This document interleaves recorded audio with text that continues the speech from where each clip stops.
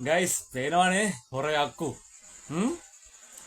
ඕකෙන් වෙන්නේ ඉතින් අහිංසක මිනිස්සෙට රුපියලක්වත් දෙන්න හිතෙන්නේ දවස් 30 හම්බ කරලා මහරයට ගිහිල්ලා බොනෝ ඇත්තමයි මේ මිනිස්සු මොන ලෝකේ යන්නද මන්දා පේනවනේ මිනිස්සුන්ට බොරු අහිංසක පාට් එක දාලා ආබාධිතයි කියලා පෙන්නලා කොහෙන් හරි රෝදපුටුවකුත් ඉල්ලගෙන උදේ ඉඳන් දුක් විඳිනවා අවුවේ පිච්චෙනවා මිනිසුන්ගෙන් හිඟා කකා රුපියල 2 එකතු කරලා හවසට ගිහින් ෂොට් එක දානවා බාර් වල වැඩක් නැහැ කියලා මේ මිනිස්සු මේ දැක්ක තැන ගහන්න හිතෙන්නේ ඉතින් වයසක මිනිස්සු ඉතින් වැඩක් නැහැ ඉතින් මං හිතන්නේ මේ මොනවාද මේ ආත්මවල මේ මිනිසුන්ට ඕවට ඔය පව් කරගහන්න වෙනවා පව්කාරයෝ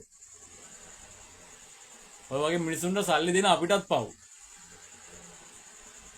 මේ දැන් හැබැයි මිනිහා මුළු ලංකාවෙන් ප්‍රසිද්ධ ඇති හැබැයි මෝඩේ යක්කු නෙමෙයි වන්නම් කියන්නේ කපටි යක්කු.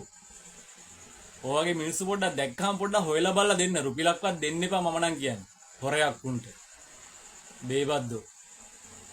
ගයිස් අනිවාර්යෙන් කමෙන්ට් එකක් දාගෙන යන්න. අපිව ෆලෝ කරගෙන යන්න. ජය වේවා.